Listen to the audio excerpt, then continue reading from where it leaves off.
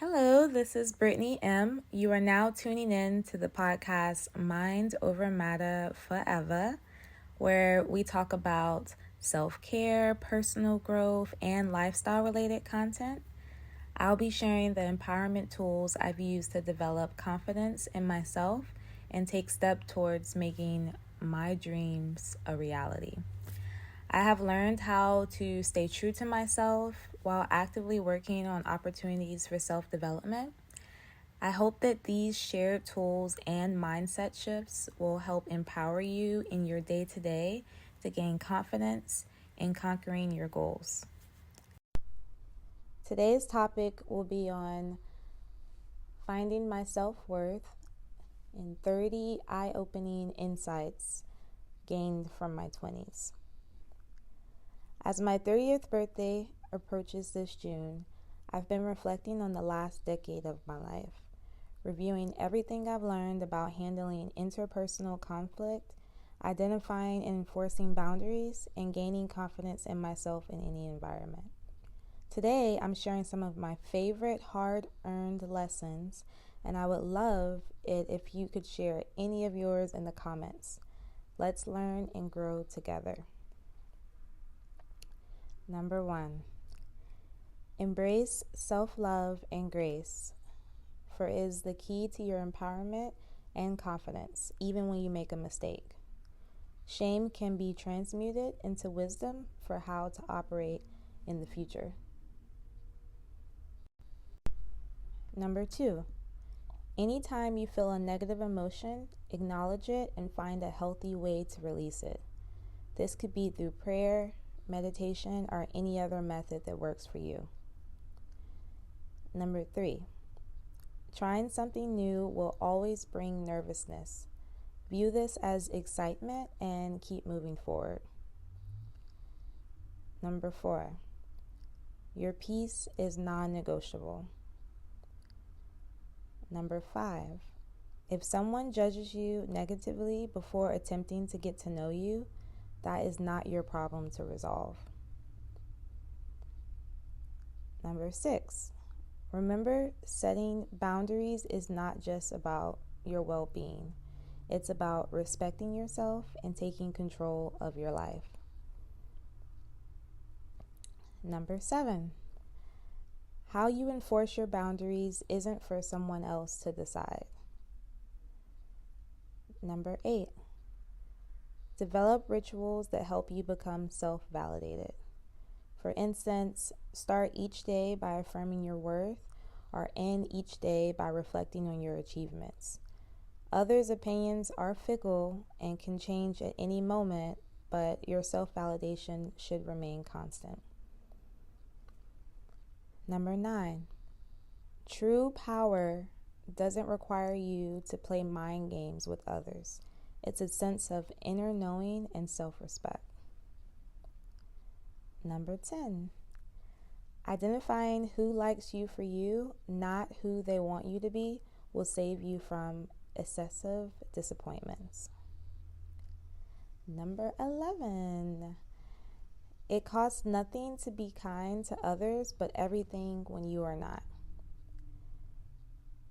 Number 12, your self-esteem plummets when you act out of alignment with your morals and values. Number 13, knowing your why in everything you do lessens the chance that you'll feel regret. Number 14, others will try to project their insecurities onto you as criticisms of you, and you decide whether to let them succeed. Number 15, discernment is your best friend and a friendship you'll need to continue nurturing over a lifetime. Number 16, what others think about you will always be less important than what you know about yourself.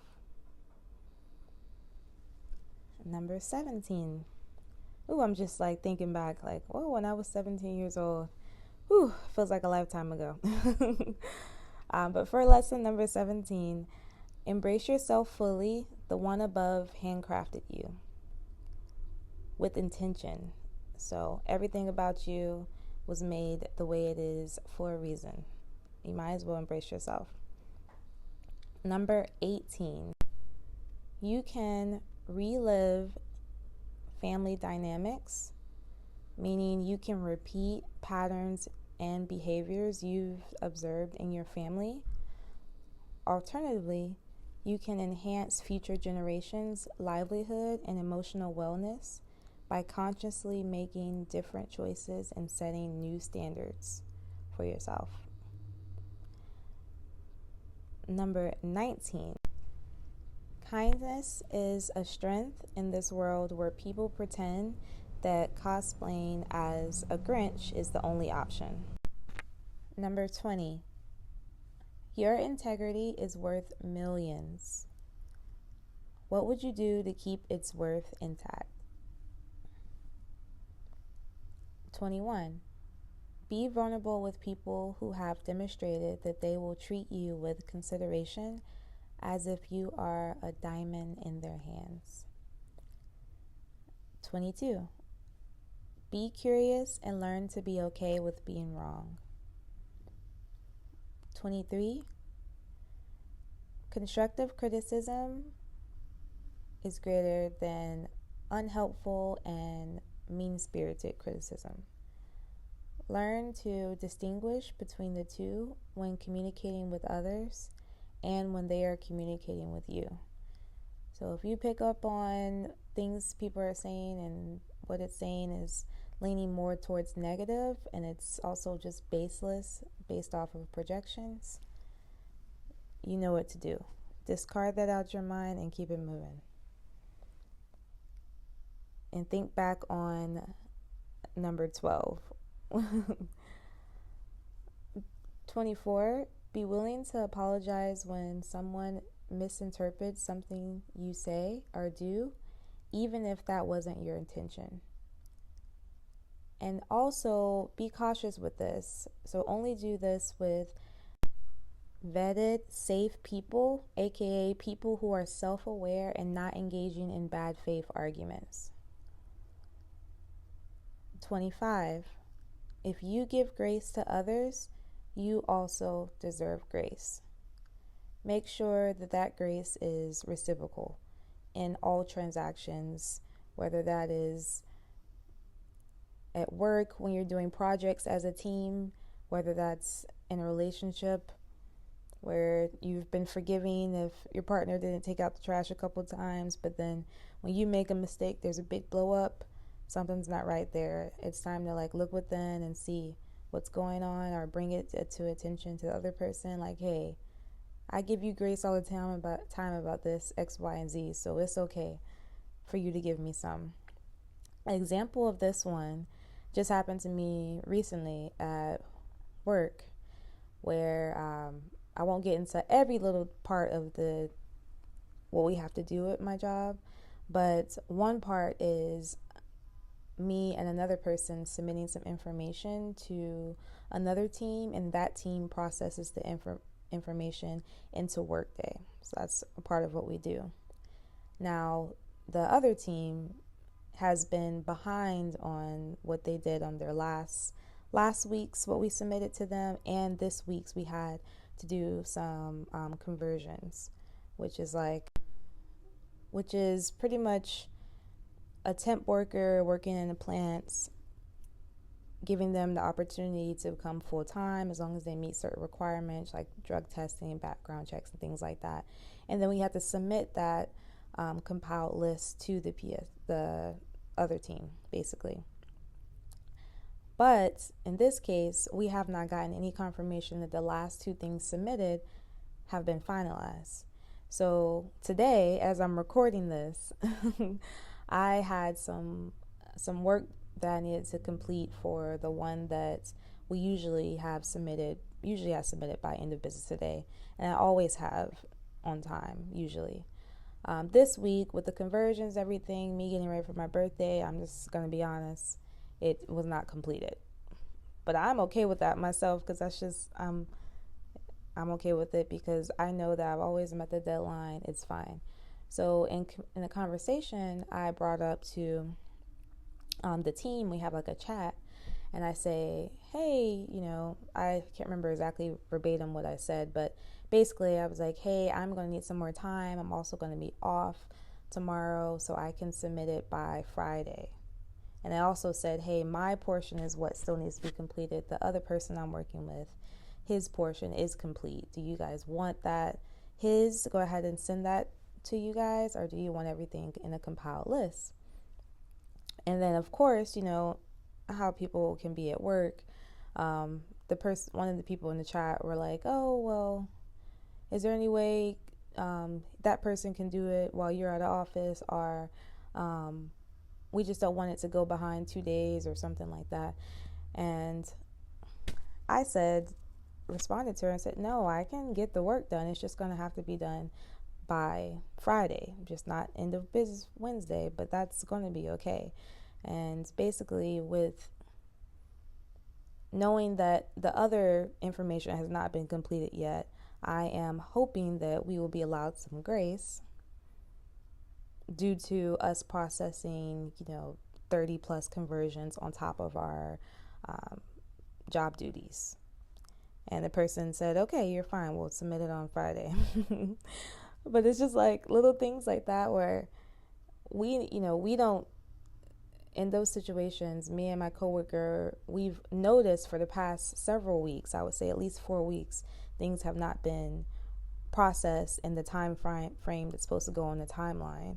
So it was just kind of ironic, or to me hypocritical, in a sense where you're not really calling others out on things like that, or you're not saying anything about that, but then when they get the opportunity, they're like, oh, let me try to get you in. I don't know. It's just interesting to me. But that's a little side note. I kind of veered off there for a little bit, but I hope my point is clear, basically. Number 26. Speaking up for yourself means being okay with the consequences. These could be anything from a disagreement with a friend leading to removing the friendship, or to negotiating a pay raise at a job and your manager saying no, giving you the final nudge to leave and find your next job with a higher income. It's best to be prepared and okay with these potential outcomes when you speak up for yourself. 27. Not all confrontations are harmful. To be heard and to hear others, you must be willing to pick up the phone and answer the call. 28. At most, only go 3 consecutive days without some form of exercise. 29. When you look good, you feel good. So whenever you're going out, whether you are out dancing, going to the gym, going for a walk in the park, anywhere you go, an automatic mood booster is making sure you're dressed well. You're dressed in something cute, something that you feel you're most confident in, and that energy will radiate out from you, and others will be able to pick up on it. And last but definitely not least, number 30, life is more exciting when dancing out of your comfort zone. If you have enjoyed listening to this episode, join the rest of the Growth Inspired Tribe and subscribe to my newsletter. By doing this, you'll get notified on each new episode, access to my latest blog post, and extra goodies such as motivating screensavers, checklists, and much more. I can tell you right now, I will not be sending out notifications daily, so don't worry. Let's embrace this journey called life together and grow into the fantastic human beings we were always destined to be.